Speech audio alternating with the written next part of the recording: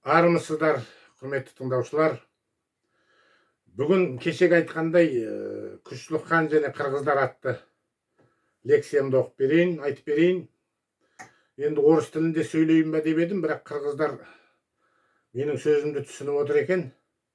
Енді мен қырғыз тілін жақсы түсінем. Қырғыздардың жаңағы ютубтағы лекцияларын тыңдаймын, жоғары кеңесте болып жатқан жаңағы жаңалықтарды қарап отырам. Жалпы мен қырғыздың тілін түсінем. Сондықтан тілдеріміз ұқсас болғандықтан қырғыздар түсінеді деп ойлаймын. Яғни қырғыздар және күшлік хан және қырғыздар атты әңгімемізді айтып берейін деп отырмын. Бұл жерде кешегі жаңағы ютубтағы роликтен кейін біраз қырғыздар жаңағы Найманның түбі қырғыз деген екен. Жалпы алдында да айтып кеттім ғой, мына Алаш тарихи зерттеу орталығының ғалымдары, қырғыздың ғалымы доктор Табылды Акеровтың, кейін мына Қытайдан келген Қазақстандағы ғалым Бақыт Еженханұлының жаңағы Найманның түбі қырғыз дегенін жоққа шығарған 21 ғалым. Алаш тарихи зерттеу орталығы өте мықты ғалымдар. Сол Найман атты 3 томдық кітапта оның бәрін айтып кеткен. Ал енді Наймандардың түбін қырғыз деп жүргендер, олар мына күшлік ханға еріп келген қырғыздар болса керек. Және де Мырза Найман аталып жүргендер де сол күшлік ханға ерген ұлты, этносы қырғыздар болса керек. Өйткені біз бір Мырза Найманның ДНК-сын тексерген кезде ол қырғыздың ДНК-сы болып шықты, және де ол Алтай өңірінен келген қырғыз болып шықты. Енді мен мынаны айтайын. Мен енді жаңадан бір қазақтан бір жындылар қосылған екен, менің кім екенімді білмей отыр. Оған болса керек жаңағы. Ұлтшылдар жаңағы, ұлтшылдар деймін, рушылдар, үйсіншілдер болса керек, қайдағы жоқ жазып отыр екен. Міне мына Үш қиян, Земля обетованная атты кітаптың авторы боламын. Міне осы жердегі 3 тау жөнінде маған деректі қырғыздың санжырашысы беріп отыр.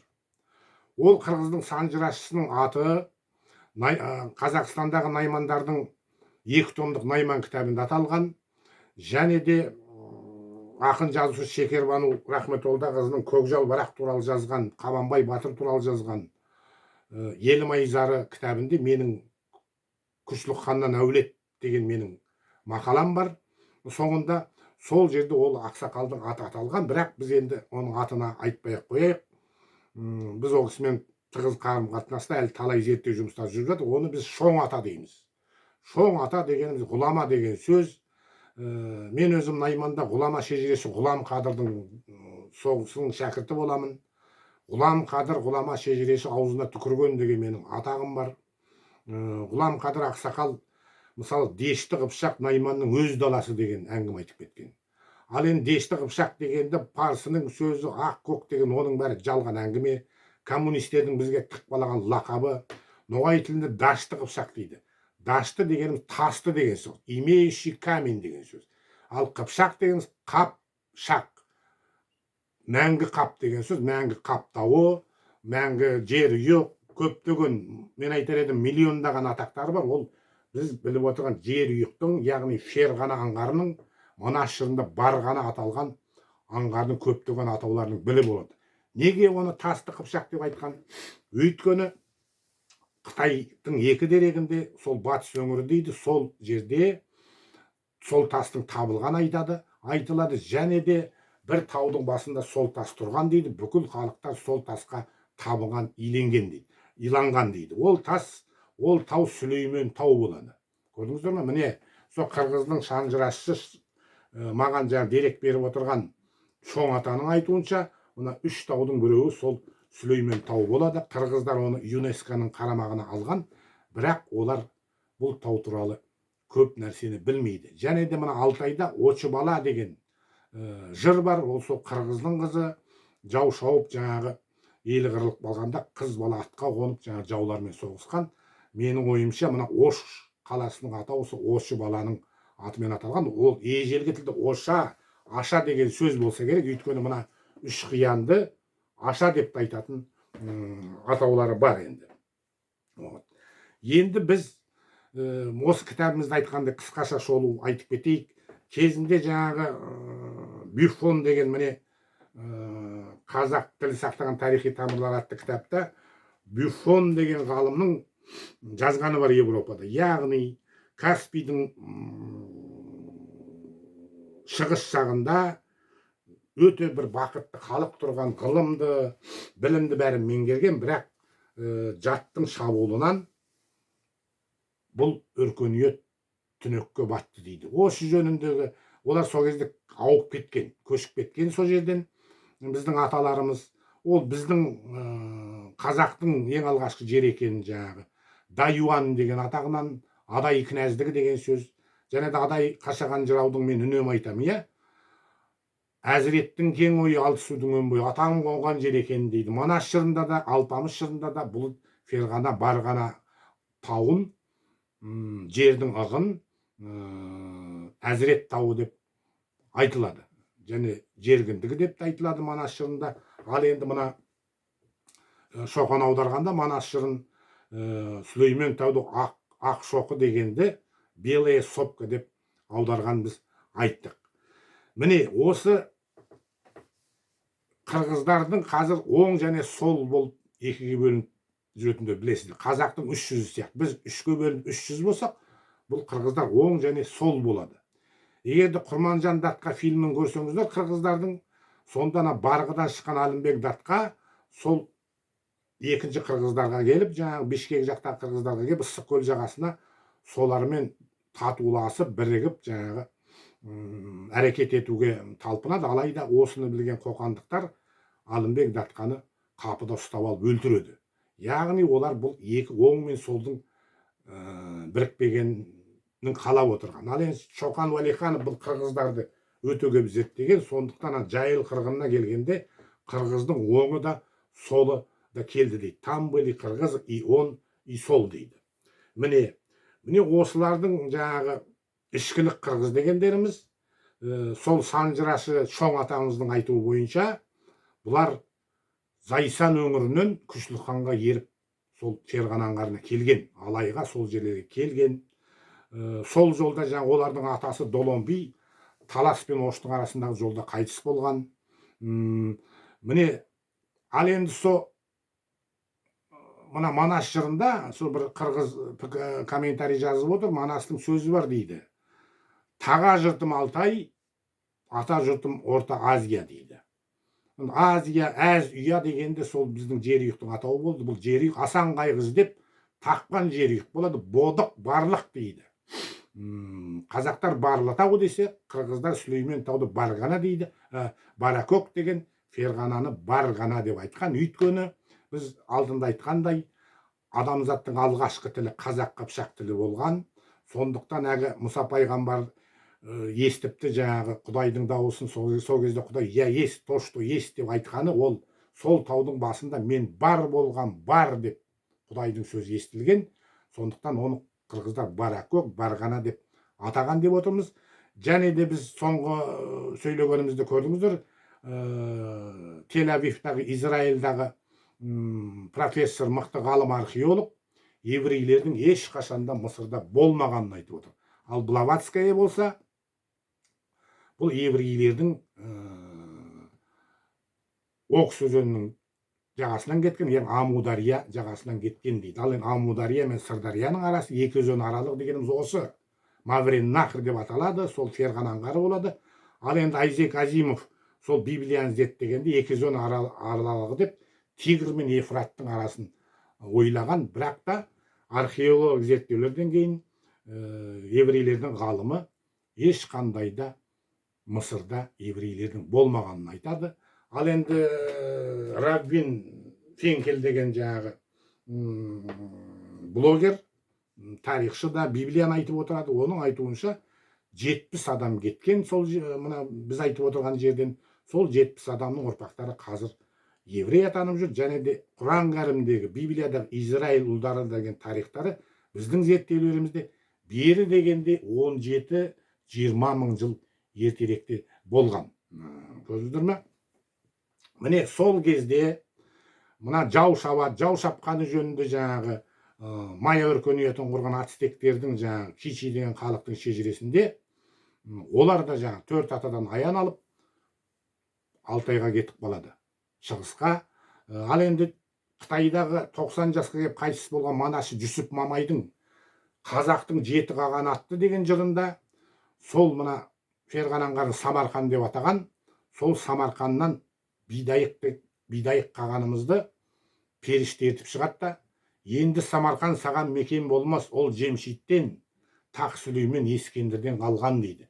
Жемшит дегенім сол Әз-Шәмші патша, Авестада Ям дейді, сол 3 бұрышты кеңістік салып, мұз дәуірінің алдында адамдарды сол жерге қамап, аман алып қалған патша болады. Көрдіңіздер ме? Кейін оны Құдай санап кеткен. Сондықтан біз өткенде айтқанда Иса пайғамбардың Құдай санап кеткендігінің ең басты бастамасы сол Әз-Шәмші патшаға қатысты айтылған. Міне сондықтан Алтайға ауғанда, ол енді Алтайда менің туып өскен, масасы қалың, орманда олар жүрмейді, көшпенді халық болған, тіпті еврейлердің өздері де көшпенді халық болған. Палестина деген Бәлистан деп айттық, Блаватская бұл малшылардың елі деген сөз деп айтылады. Олар қойларымен келген екен Палестинаға. Еврейлердің өздері малшы халық болған, көшпенді. Біздің аталарымыз да көшпенді болған. Олар Алтайға барып, ана ну орманның ішіне кіріп, масаға таланып, не шөбін шаба алмай, не тебімен жылқысын шығара алмай отыратын жайы жоқ. Сондықтан олар Зайсан өңіріне Жеменей деген ескі атау сол жерге кеп тоқтаған. Көрдіңіздер ме? Сол жерге кеп тоқтаған. Сол жерде біздің аталарымыздың Жеменей деген адайдың белді руының атауы, Жеменей, Еменей деген сөз Әз-Шәмші патшаның атымен аталған. Жаңағы жер үйіктің жер ана деген сөзден еней сөзі пайда болған. Яғни Енесай деген сөзбен Жеменей екеуі синонимдер болады. Көрдіңіздер ме? Ал енді ғарыштық қуат магистрі Мұратбек Асанұлының айтуынша, бұл жерді жер сыйық деп айтқан. Сыйық деген сөзіміз Құдайдың сыйлаған ығы деген сөз. Яғни ана жерден, мына жер үйіктен, алғашқы жер үйіктен қашып шыққан кезде Құдай сол Зайсан Жеменей өңірін сый ретінде берген сыйық деген сөз. Тіпті мына үйік деген сөздің өзі үйік деген сөзден деп айттық. Өйткені Авестада бұл үйді бара үйі деп айтады. Бара бар, баргана деген сол бара канха дейді, канха қамалы дейді. Жаңағы тұрандықтардың. Сондықтан арғы қазақ мифологиясының авторы Серікбол Қондыбай қазақтардың тарихы қанхадан басталады дейді. Қанха дегеніміз қаңлы деген сөзден болған. Арбалы деген сөз бұл арийлердің, көшпелі арийлердің замандары болады. Міне кейін сол жерде жаңағы аталарымыз отырып, мына мөденің шабуылынан кейін қайта қайтады. Сол біздің дәуірімізге дейінгі 200-ші жылдары сондай оқиға болған. Оның бәрі айтылған. Қаңлы Балқаш көлінің жағасынан шегінген адайлар сол тарым бассейнінен, сол Зайсан өңірінен жаңағы шегінген. Сондықтан мен 2018 жылы сол өңірге барып мен зерттеу жұмыстарын жүргізіп, соны біз ютубтан көрсеткеннен кейін қазақ ғалымдар, археолог ғалымдар сол жерге барып жаңағы археологиялық зерттеулер жүргізіп, міне «Истоки тюркской государственности. Новые археологические открытия в Восточном Казахстане» деген кітап жазып, сол кітапты маған сыйлап кеткен еді. Әрине, автордың сұрауы бойынша бұл кітаптың ішіндегісін мен әлі айта алмаймын. Өйткені ақын жазушы Шекербанова Рахметоллақызы апайымыз Қоңыраулы Зайсан, орысша айтқанда Кала Зайсан атты кітап жазып жатыр. Сол жерде қырғыздардың сонда жүргені, қалай ауғаны, оған дейін біздің аталарымыздың барғаны, соның бәрі сол жерде айтылған. Ал енді қырғызды жаңағы найманды қазақ деп қырғыз деп отырғандарға айтарым, ол ДНК сараптамасы бар. Біз жер үйік қозғалысында біздің ДНК сараптамамыз бар. Біздің радиоүгілеретті зерттеулеріміз бар. Яғни қандай да болсын бір кірпішті аламыз да, қай заманда, қай ғасырда жасалғанын айта аламыз. Өткенде ДНК сараптамасын наймандардың шежіресіне қатысты жүргіздік, көрдіңіздер ме? Сондықтан ДНК ешқандай сәйкес келіп отырған жоқ. Наймандарды қырғыз деген сол қаңқу сөз, лақап әңгіме. Бірақ сол күшлік қанға еріп кеткен қырғыздар мырза найман аталып кетуі мүмкін. Сондықтан олар Күшлік ханның ұрпағы ма, ұрпағы емес пе? Қазір қазақ наймандарында екінің бірі, былайша айтқан иттің итақайы өзін Күшліктің ұрпағымын деп айтып жүр. А біздің қолда шежіре бар. Мысалы айтайын. Жошы ханды Шоқан жазғандай қырғыздардың аузынан жазған. Жошы ханның лақабаты Алатай болған. Ал енді Манастың лақабаты Қызылтайған болған. Сол сияқты Күшліктің найман шежіресіндегі лақабаты Қарабек болған. Көрдіңіз бе? Қарабек кең түп тартыпқа кетіп қалған дейді. Кең түп дегеніміз кең түп. Ферғанан қарып осы өткенде айтқандай, тар түп дегеніміз ол кішірек алай түбі болады. Кен деген сөз ол сол жердің атауы болады. Көп жерде кен сөзі кездеседі, соның бәрі жер үйікке қатысты айтылған. Көрдіңіздер ме? Кен түп тартыпқа кетіп қалған дейді. Қабанбайдың бабасы Тоқтар Қожа кен түп тартыптан келіп, қайтадан кен түп тартыпқа кетіп қалған дейді. Оны қырғыздар білмейді. Біздің шежіреде оның бәрі айтылған. Сол Қарабегіміз сол Күшлік ханның лақабаты болады. Көрдіңіздер ме? Ол сол Қарабектен тараған бізде шежіре бар. Біз білеміз кімнің тікелей ұрпақтары. Ал енді Құтлық Сайд туралы деректі сол маған Шоң ата берген. Оны мен қазақтың арасында тараттым. Сайттарда жарық көрді, кітаптарда жарық көрді. Сондықтан қазір енді екінің бірі өзін Құтлық Сайдтан да таратып жүрген жағдайлары. Бірақ ол алдымен ДНК сараптамасын өту керек, ұрпағымын дегендер. Сонан кейін шежіресін көрсету керек. Қай жерде Қарабектен, қай жерде Күшліктен тарап тұрған нақты дерек керек. Ал құр ауыз сөзбен далбасалап айтқан болмайды. Ол ертең ұят болады. Көрдіңіздер ме? Міне Шоң атаның айтуынша ішкілік қырғыздар сол Күшлікке еріп Шыңғысханнан шегінгенде сол Жеменей Зайсан Тарым өзенінің бойынан алайға келген. Оның дәлелін бірақ мына Шоң ата айта алмай отыр. Оның дәлелін біз білеміз. Мифолог, шежіре танушы, шежіреші, тарихшы ретінде. Өйткені бұлардың ішкілік деп неге атағанын бұлар нақты білмейтін сияқты қырғыздар. Мен Шоң ата да ол жөнінде ештеңе айтқан жоқ. Ішкілік дегеніміз бұл мына Верховья Иртыша дейді, ертістің жоғарғы жағы дейді. Ертістің жоғарғы жағы Шоқан жазғанда ішкі жер деп аталған. Сол ішкі жерден келген қырғыздарды алайға ішкілік қырғыз деп айтқан. Көрдіңіздер ме? Ішкі жер. Және де енді бір дерек бар. Мына Нығмет Мыңжан қазақтың қысқаша тарихы атты кітабында көрсетеді. Ертістің бойында наймандар қырғыз бен қаңлымен көршілес отырған дейді. Яғни найманның түбі қырғыз емес, қаңлы ол кезде бөлек болып жүрген. Қаңлы ру болып, найман да мемлекет болып отырған жай болған. Көрдіңіздер ме? Сондықтан әгі найманның түбі қырғыз, анау мынау деген бос әңгіме. Және де Алтайдан табылған, Алтай өңірінен, Алтайский крайдан табылған құлпытаста наймандардың қазақ деген атауы болғанын айтады. Ал енді кейбір зерттеушілер қазғақ деген сөзден қазақ, ғы әрпі түсіп қалғанда қазақ болған дейді. Қаз дегеніміз еркін, егеменді деген сөз. Мысалы, кішкентай бала өз күшімен ештеңкеден ұстамай еркін тұрғанда біз қаз деп айтатынымыз содан. Сонда қазғақ дегеніміз еркін дейді. Енді қазақ сөзінің бәрін түсіндірген ғалымдардың басым көпшілігі бұл свободный любитель приключений сам по себе деген сөз екен деп аристовтардың бәрі айтады. Ал енді сол қазғақ сөзінің баламасы сол біздің Білгі Бұқа ханның құлпытасында жазылған. Еліңіз үшін қазғанып, жауыңа тиген әскеріңіздің саны 7000 ұланы дейді. Қазғанып дегеніміз бостандыққа ұмтылып деген сөз. Яғни сол қазғақ деген сөз қазақтың атауы наймандарда болған. Сондықтан найман қырғыз деген ол өтірік әңгіме. Ал енді қырғыз болған жағдайда сол жаңа Күшлік ханға еріп келген ішкілік қырғыздардың бір бөлігі өздерін найман атап, бұлар найманның атын жабылған болуы әбден мүмкін. Шоң атаның берген деректерінде мырза найман дейді, би найман дейді. Солар Күшлікке байланысты атылады. Бірақ айтып отырмыз, оны тек қана ДНК арқылы біз зерттейміз. Енді мынау сол зерттеу жұмыстарын біз жүргіздік. Ол жерде таңбаларды таптық. Мысалы, Манас жырында Боқмұрын, оны бір жерде Маңқа дейді, Маңқа қашақ деген сол ғой. Боқмұрын Ферғаннан қарына кетіп қалады. Сүлеймен таудың етегіне келіп айтады. Маршрутын айтады. Мен мына жерден шығып Бәленбайға барам, жерге Түгенбай жерге анадан өтем, мынадан өтем дейді да, мұрын тас деген тастың түбіне ордамды тігем дейді. Ол тас қазір міне сандық тас аталып жүр. Көрдің ба? Бұл сандық тастың маңызы өте зор. Қазақтың ғалымдары болсын, маған десе доктор болсын, оның мағынасын түсінбейді. Бұл өте көне заманнан келген, тіпті алыптардың заманында бұл тасты көтеріп қоюлары әбден мүмкін. Сондықтан мысалы міне Кирдің мазар, оның шын аты Құрыш болған, таңбасы біздің Найманның таңбасы болған. Кирдің мысалы мазары сандық сияқты. Оны біз алдында біз көрсетіп айтып кеткен, мына қырғыздар тыңдасын деп айтып отырмын.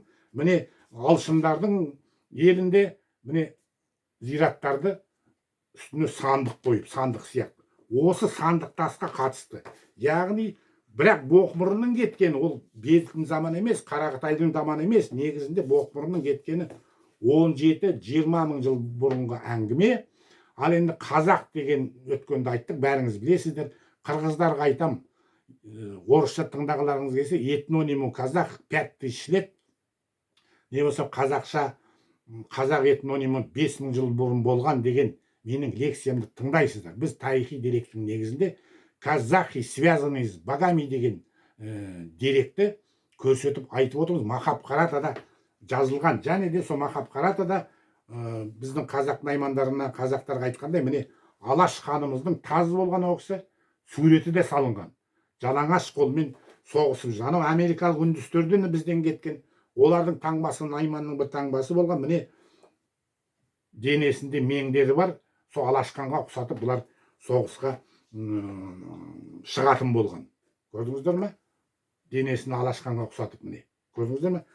Барыстың міне мынау жаңағы Қабылан дейді ғой міне. Қабыланның терісін жамылып алатын болған. Көрдіңіздер ме? Алатай, ала дегеннің бәрі қазақтың қасиеті болады. Енді мынаны айтып кетейік. Сол мына Шыңғыс ханның заманында, кейіннен наймандарды жеңгеннен кейін Шыңғыс хан сол Алайға Ферғана аңғарына келеді. Соңғы табылған деректерде бұл Шыңғыс хан моңғолдары Ферғана аңғарына кіргенде, орысша айтқанда беспредел жасамаған дейді. Міне сол Шыңғыс ханды ұлдары күтіп алады сол Ферғана аңғарында Алайда. Міне қараңыздар, көрдіңіздер ме? Шыңғыс ханды айыр қалпақты сол ішкілік қырғыздар күтіп алып отыр Жошы ханмен бірге. Және де Жошы хан дейді Шыңғыс ханға сол кезде 1000 ағауыз алатайларды сыйлаған дейді. Міне соның бірі сол суретте міне көрсетіліп тұр. Көрдіңіздер ме? Міне алатайымыз, ағауызымыз. Енді өткенде айтқандай сол ағауыз ат үшін мына Кенесары мен қырғыздардың арасы Наурызбайдың кесірінен соғыс болғанын айтқан едік. Міне құрметті ағайын, енді сол Күшлік ханға қатысты, Күшлік хан еріп кеткенін қатысты біз Мұхтархан Оразбайдың жаңағы қатысуымен жер қозғалысының аясында алдыңғы жылғы көктемде не болса жаз айында дүниежүзілік сол Зайсанда ғылыми конференция өткізуге дайындалып жатқан жайымыз бар. Америкалық үндістерді шақырды, 2 көсемі. Мұхтархан Оразбай Нью-Йоркқа, Америкаға барып 2 көсемді тауып солармен келісіп келді. Башқұрттар, татарлар келеді, мына қырғыздың наймандары, қырғыздар да келуге болады. Бұл жерде сол жерде үлкен әңгімелер айтылатын болады. Ал енді сол мына тасқа қатысты біз ақырына дейін әлі зерттеулер жүргізген жоқпыз. Сандық тасқа міне өткенде көрсеткенде міне тастан хабар алатын ертеде бабаларымыз бәрі абыз ақын қасиетті болған, тастан хабар алады. Мен мысалы міне тастан хабар алып тұрмын.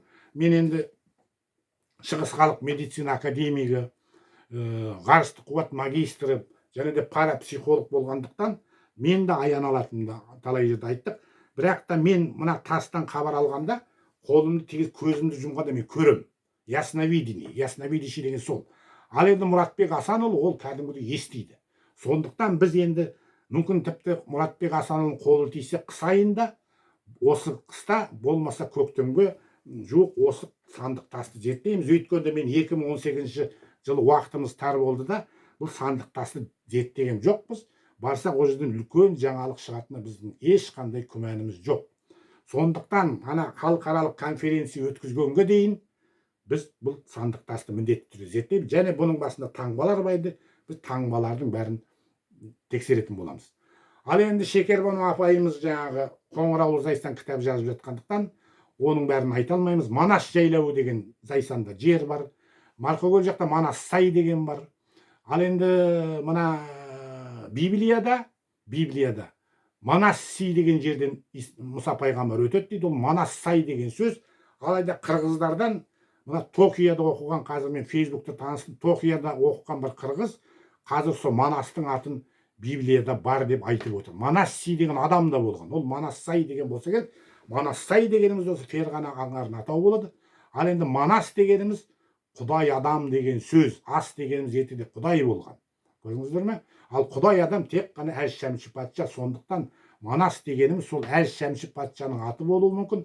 Ал біздегі алпамыс дегеніміз алып ямыш, алып жамыш, яғни ол да Әз Шәмші патшаның аты болуы әбден мүмкін. Сондықтан алпамыс жырында бертінгі заман қалмақпен соғысты, қырғыздар Қарақытаймен соғысқан жоқ, бұлар кәдімгі Ханзу Қытаймен соғысқан. Ата жауызымыз сол болған.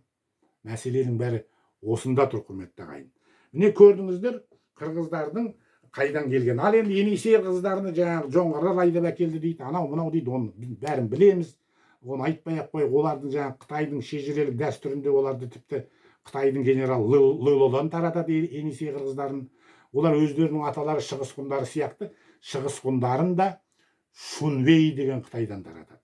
Сондықтан Құрбанғали Халиди Аягөз наймандардың аузынан жазып алған найманның шежіресінде ол ғұндарды Қытайдың бір түрі дейді. Олар бірталай Енисейде жүріп шөп сатысқа түсіп кеткен қырғыздар. Олардан Казадой деген қазір кітап жазып жатыр дейді қырғыздың тарихын. Яғни Смасянның айтуынша 3000 жыл бұрын қырғыз атауы келген. Сол Смасянның заманынан осы күнге дейін Казадой деген профессор жазып жатыр дейді. Казадойды мен қолдайтыным бірақ жерінен, яғни қырғыздар түрік бұрын болған деген өте дұрыс айтады. Және түркология, лженаука, түркі тану, жалған ғылым дегенге мен қосыламын. Қырғыздарға айтамын ол үшін. Бірақ біз бұны Казадойдан бұрын айтып кеткенбіз. Казахи не тюрки деген менің 5 жыл болғы лекциям бар осы каналда. Содан көріп біліп ала жатсыз. Оны айтып біз етпей қояйын. Алайда мынаны байық, Барысбек Қытаймен жаңағы ауыз жаласты деп Тоныкөкті өлтіреді ғой. Бірақ Казадойдың зерттеулерінде ол дұрыс шығарса, кеше ғана айттық қой, Таң империясы қияттар басқарған, Қытай болмаған.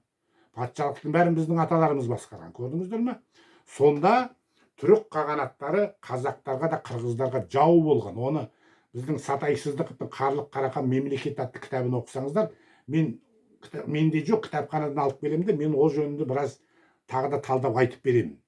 Сонда қырғыздың да қазақтың аталарының да қаңлының да бәрінің жауы түрік қағанаттары болған.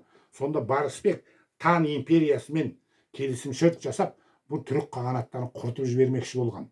Көрдіңіздер ме? Сондықтан Казадой ертең Барысбекті ақтап алуы мүмкін. Өйткені Бірге Боқаның құлпытасында жазылады ғой. Біз Барысбекті қаған еттік, қарындасымызды беріп, ол бізді сатып кетті дегенде, ол Қытайға сатылып кеткен жоқ. Сол қияттармен бірігіп түрік қағанаттарын құртып жібермекші болған. Білесіздер. Менің түрік қағанатына деген көзқарастарымды білесіздер. Казахи не тюрки, тұрандар және жалған тарих деген менің лекцияларым бар. Содан біліп, бәрін естіп жатарсыздар. Үш қиянға қатысты қазір біз айтып отырмыз.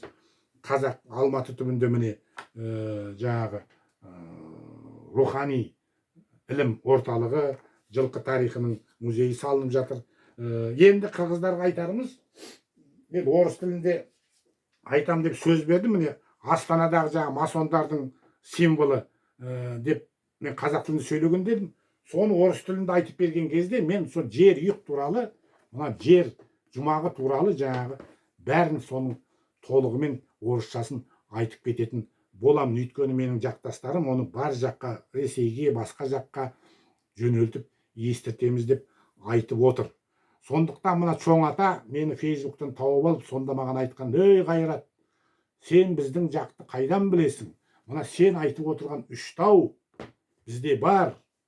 Ол сен кел, мен саған көрсетем. Соның біреуі Сүлеймен тау" дейді. Міне қырғыздардың салған суретінде сол үш тау тұр. Міне Сүлеймен тауы міне тұр.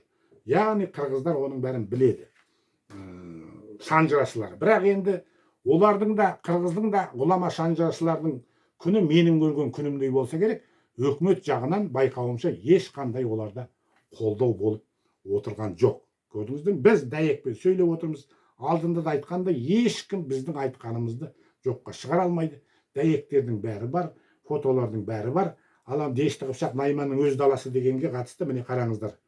Тартария Найманс деп Дешті Қыпшақ даласын айтқан.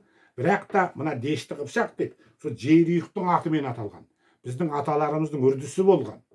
Ауған жеріне, ауып барған жеріне сол Жерұйықтың мыңдаған атауларын бере берген.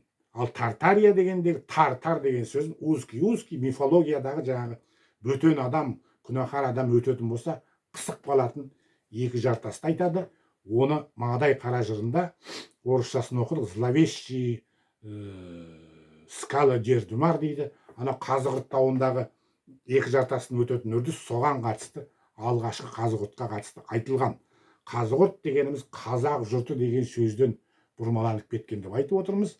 Сондықтан анау Жүсіп қазақ айтса жарайды, қырғыздар айтады, қазақтар ойда шығар. Жүсіп Мамай қырғыз 90 жастағы манасшы айтқан.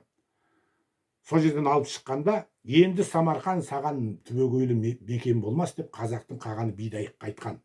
Көрдіңіз, ол Тақсұлеймен Ескендір жемшиттен қалған деген. Міне құрметті ағайын.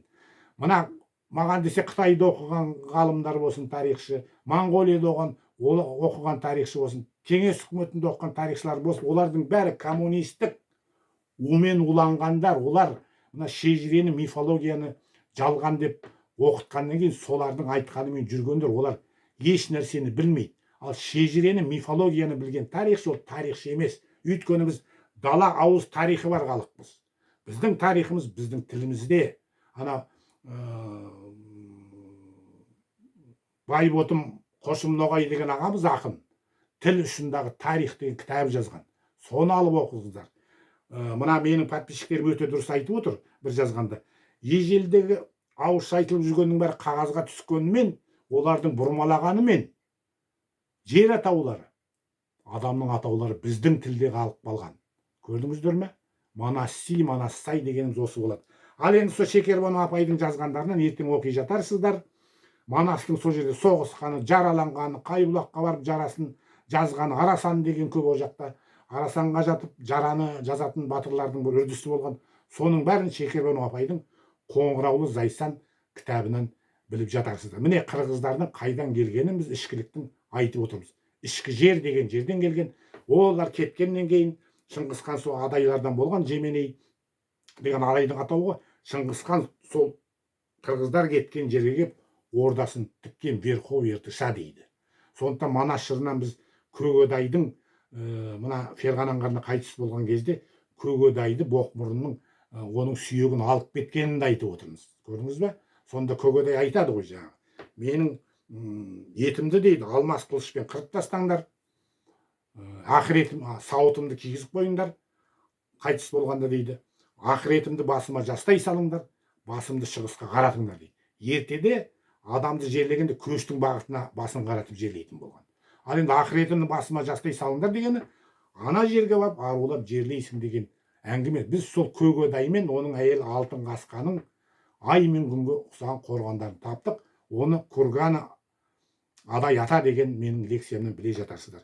Міне құрметті ағайын, сол қырғыздар туралы айтқаным осы болды. Енді ертең бұл күндер орыс тілінде мына Астанадағы масон символдары жөнінде деген жөнінде айтып беретін боламыз. Сіздермен болған ұлы Тұран тарихшысы, мифолог, шежіреші, шежіретанушы Қайрат Зарыпхан.